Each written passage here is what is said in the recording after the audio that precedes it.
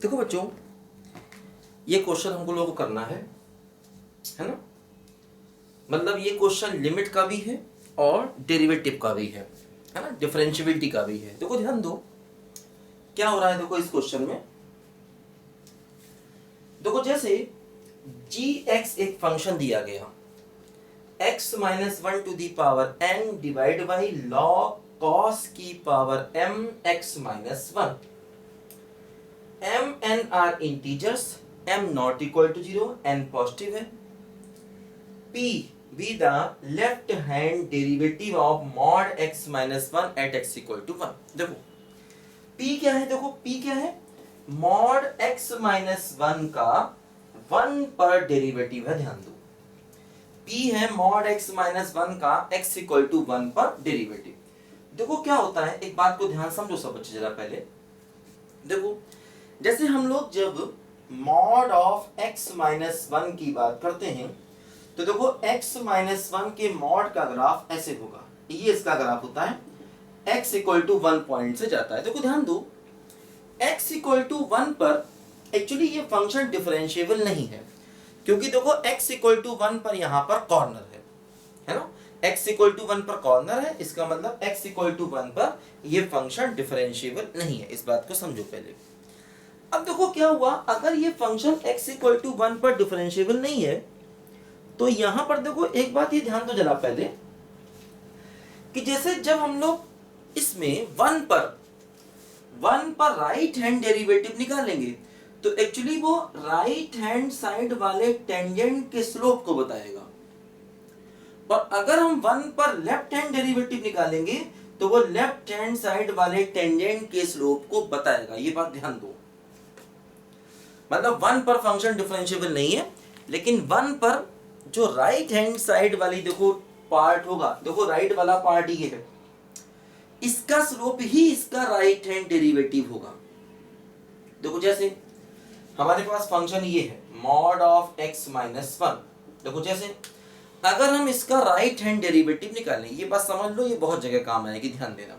देखो right hand derivative का formula क्या होता है, मान लो x बराबर 1 पर हमें राइट हैंड डेरिवेटिव चाहिए, तो राइट हैंड डेरिवेटिव का फार्मूला क्या होता है, h tending to 0 f of 1 plus h minus f1 upon h, है ना। राइट हैंड डेरिवेटिव को देखो फार्मूला निकालें।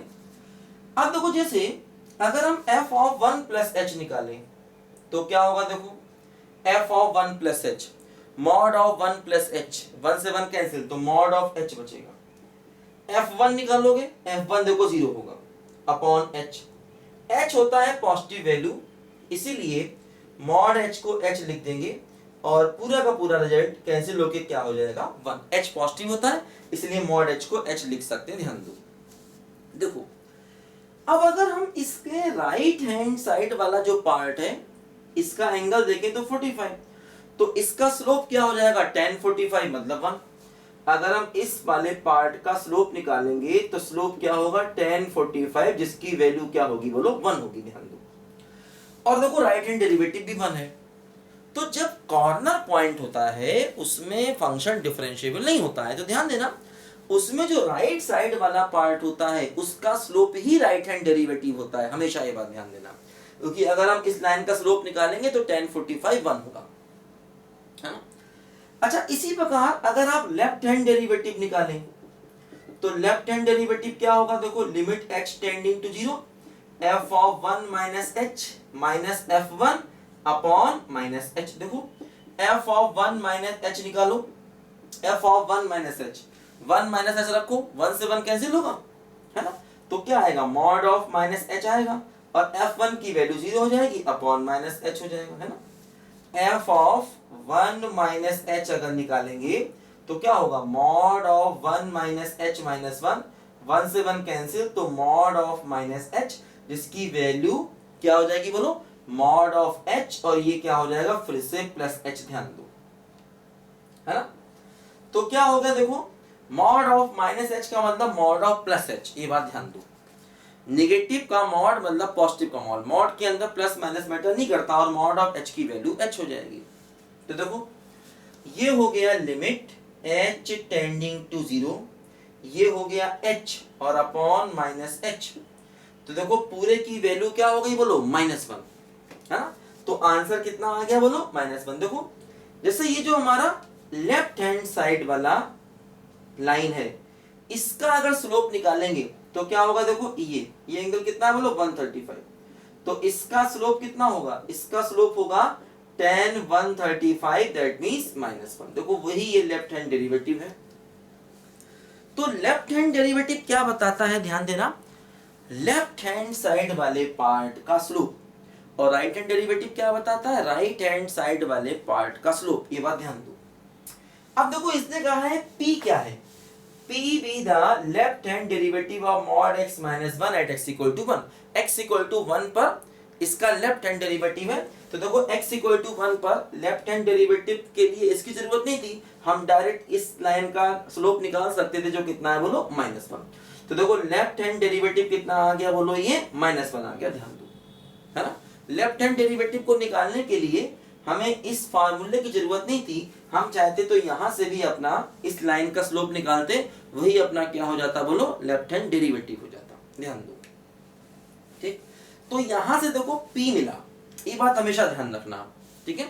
लेफ्ट हैंड वाले पार्ट का स्लोप निकालेंगे वो left hand derivative, right hand वाले पार्ट का स्लोप निकालेंगे वो राइट हैंड डेरिवेटिव। तो p की वैल्यू कुल मिलाकर के देखो हमें क्या मिल गई, p की वैल्यू हमें मिल गई है -1। ध्यान दो, अब आगे बढ़े। देखो कह रहा है gx का लिमिट 1 पर p है, 1 पर राइट हैंड लिमिट, gx का 1 पर राइट हैंड लिमिट क्या है बोलो, p के बराबर है। तो इसने पूछा है m और n क्या होगा, m नॉट इक्वल टू 0 है और n पॉजिटिव है, और m और n इंटीजर है, ये भी ध्यान दो। x लेना है 0 से 2 तक, x को 0 से 2 तक लेना है। तो क्या हुआ देखो, हमें 1 पर राइट हैंड लिमिट, 1 पर gx का राइट हैंड लिमिट p दिया गया है। देखो लिखो, पहले आता है, लिखो बच्चों ध्यान से, इस बात को अच्छे से लिखो, सब बच्चे ध्यान से नोट करो इस बात को पहले।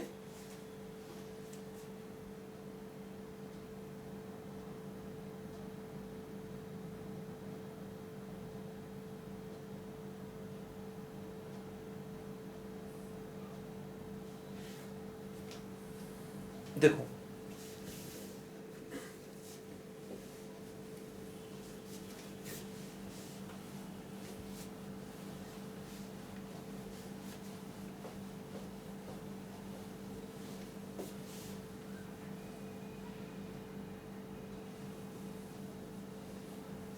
देखो यहां से हम समझ गए p की वैल्यू क्या आ गई -1। अब देखो हमें क्या दिया गया, हमें दिया गया है gx का limit x tending to 1 plus पर p के बराबर होगा, ये हमें दिया गया, ध्यान दो। अब देखो gx ये है, gx देखो ये फंक्शन है, इसका हमें 1 पर निकालना है राइट हैंड लिमिट। तो देखो ये है x माइनस 1 की power n divide by log of cos की पावर m x माइनस 1 पर राइट हैंड लिमिट चाहिए। देखो अगर हम x को 1 रखें तो ये 0 बनेगा, नीचे cos 0 जो 1 हो जाएगा, log 1 फिर 0। देखो 0/0 फॉर्म आ रही है x इक्वल टू 1 पर। अगर हम x इक्वल टू 1 रखें, देखो हो जाएगा 0, x इक्वल टू 1 रखेंगे तो cos 0 की वैल्यू फिर 1 और log 1 होता है 0। देखो 0/0 फॉर्म आ रही है। अब 0/0 फॉर्म आ रही, देखो 0/0 फॉर्म से निपटने के लिए हम लॉपिटल रूल लगा सकते हैं, है ना, लॉपिटल रूल का यूज कर सकते हैं। और ये p के बराबर आ रहा है, मतलब वैल्यू -1 के बराबर आ रही है, ये भी ध्यान दो, है ना, लॉपिटल रूल का यूज कर सकते हैं। और भी देखो जैसे x टेंडिंग टू 1 है, हम एक काम ये कर सकते हैं कि x को मान लें 1 प्लस वाई, तो x टेंडिंग टू 1 प्लस है तो y टेंडिंग टू 0 हो जाएगा। लिमिट को 0 में चेंज कर दें, लिमिट को 0 में चेंज कर दिया, x को रखोगे 1 प्लस वाई तो y की power n upon log of cos, ये हो जाएगा y और whole rest to the power n, क्या हो जाएगा देखो cos ऑफ m y हो जाएगा, ध्यान दो, है ना। x को हमने 1 प्लस वाई माना, x टेंडिंग टू 1 प्लस मतलब y टेंडिंग टू 0 प्लस हो जाएगा। x की जगह 1 प्लस वाई रखा, y की पावर n, देखो cos m की पावर y, ध्यान दो, ठीक है। देखो फिर 0/0 फॉर्म बन रही है, हम एक काम करें लॉपिटल रूल का यूज करें, ठीक है। या देखो उल्टा सोचें, अब हम ये देखें कि m और m की वैल्यू क्या लेने पर हमारी लिमिट का आंसर p आ जाएगा। p का मतलब -1 आ जाएगा, ऐसा भी सोच सकते हैं कि m और n की वैल्यू क्या लें कि हमारी लिमिट का आंसर -1 आ जाए, है ना। इसको हम इस तरीके से भी देख सकते हैं और समझ सकते हैं, ठीक है। ये भी तरीका होता है क्वेश्चन को करने का, ठीक है। अब देखो ध्यान दो, जैसे यहां पर देखो 0/0 फॉर्म बन रही है। अगर हम इसको डिफरेंशिएट कर दें ऊपर, देखो क्या होगा, n - 1 y की पावर n y की पावर n - 1, ठीक है। देखो नीचे log है तो ये हो जाएगा क्या बोलो 1/cos my, ठीक है। और cos का करेंगे डिफरेंशिएशन, log x का क्या होगा 1/x, x को फिर से करोगे तो m cos y की पावर m - 1, ठीक है। और cos का करेंगे तो क्या होगा बोलो -sin y होगा, ध्यान दीजिए ऐसे बना, है ना। इसका किया डिफरेंशिएशन ऊपर और इसका करोगे log x का 1/x, जिसे x माना उसे फिर से करोगे तो m cos की पावर m - 1, cos को फिर से करोगे तो क्या हो जाएगा -1, ऐसा बचा। देखो यहां पर ध्यान दो, देखो ये हो गया लिमिट y टेंडिंग टू 0, देखो ये है माइनस का n/m, है ना, माइनस का n/m।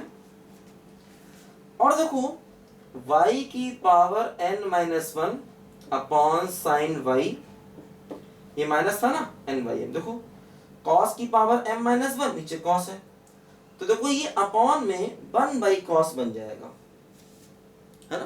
देखो ये m - 1 है और ये cos में पावर सब्ट्रैक्ट होगी तो cos की पावर -1, तो मतलब cos की पावर -1 बचेगा तो cos को ऊपर ला सकते हैं, ऐसा भी कर सकते हैं, ठीक है। देखो यहां पर ध्यान दो, फिर से क्या हो रहा है, देखो ये अभी भी 0/0 फॉर्म बन रहा है ना, अभी भी देखो 0/0 फॉर्म बन रहा है। देखो ध्यान दो, हम चाहते हैं कि हमारा आंसर p के बराबर आए, p का मतलब -1 के बराबर हमारा आंसर आना चाहिए। p की वैल्यू क्या है बोलो -1। देखो ध्यान दो, जैसे अगर हम लिमिट पुट करेंगे तो cos 0 तो 1 हो जाएगा, इसकी कोई समस्या नहीं है। समस्या n की देखो कैसे, अगर हम mn को 1 लें, mn को 1 लेंगे, जैसे मान लो n को 1 ले लिया, n को 1 लेते y की पावर 0 1 हो जाएगा तो 1/sin बचेगा, फिर लिमिट लगाने पर 1/0 आ जाएगा जो अनडिफाइंड हो जाएगा। मतलब ये वाला ऑप्शन देखो गलत है, ये नहीं हो सकता। तभी मैंने देखो ऑप्शन लिखे, क्योंकि देखो बिना ऑप्शन के सवाल ये नहीं होगा, ये क्वेश्चन बिना ऑप्शन के नहीं होगा, बिना ऑप्शन के m और n की सटीक वैल्यू नहीं निकाल पाएंगे, ठीक है। देखो अब जैसे मतलब n को 1 तो ले नहीं सकते, क्योंकि अगर तुमने n को 1 लिया तो n को 1 लेते ही y की पावर 0 1 हो जाएगा, ऊपर 1 है नीचे साइन है तो 0 पुट करने से 1/0 आएगा हमेशा। अगर n को 1 लिया तो n को 1 तो ले ही नहीं सकते, ये दोनों ऑप्शन देखो गलत है, n 1 हो ही नहीं सकता।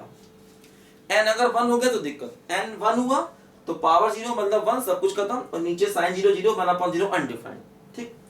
अब देखो m को 2 और n को 2 अगर लिया जाए, जैसे मान लो हम m को 2 ले और n को 2 ले, क्या होगा देखो -2/2 y की पावर 1 और नीचे क्या हुआ बोलो sin y। अब देखो जब लिमिट लगाओगे y टेंडिंग टू 0 पर तो sin y अपॉन y क्या हो जाएगा 1, और ये पूरे का पूरा आंसर क्या हो जाएगा -1। अगर m2 n2 की cos 0 देखो पहले से 1 है, जब y को 0 रखोगे तो cos 0 पहले से 1 है, इसका मतलब m2 और n2 हमारे क्वेश्चन का सही आंसर है। ध्यान दो, m को 2 लेंगे और n को 2 लेंगे, यही हमारे क्वेश्चन का सही आंसर है ना, क्योंकि m2 n2 लेने पर हमारे आंसर -1 आ रहा है जो हमें चाहिए, p के बराबर चाहिए, p का मतलब हमारा आंसर क्या हो गया बोलो -1, ठीक। तो x को टेंडिंग टू 1 था, मैंने बताया था लिमिट को 0 में चेंज करने से बहुत से फायदे होते हैं, तो लिमिट को 0 में चेंज किया तो क्वेश्चन आसानी से निकल गया। देखो लॉपिटल रूल लगाया, है ना, यहाँ पर आकर हमने फिर से, अब देखो अगर एक बार और लॉपिटल लगा देंगे तो समस्या में पड़ जाएंगे, है ना। चाहे तो लगा भी सकते हैं, क्योंकि इनको मल्टीप्लाई करना पड़ेगा, मल्टीप्लाई का रूल लगाना पड़ेगा, एक बार और भी चाहे लॉपिटल लगा सकते हैं, कोई समस्या नहीं है, नीचे साइन y का cos y हो जाएगा, है ना। न्यूमरेटर में मल्टीप्लाई का रूल लगाना पड़ेगा, फर्स्ट इंटू सेकंड का, लॉपिटल लगाते हैं तो ध्यान दीजिए, है ना। तो चाहे तो एक बार और भी लॉपिटल लगा सकते हैं, तब भी क्वेश्चन का आंसर मिल जाएगा। लिखो बच्चों ध्यान से, अच्छा क्वेश्चन है।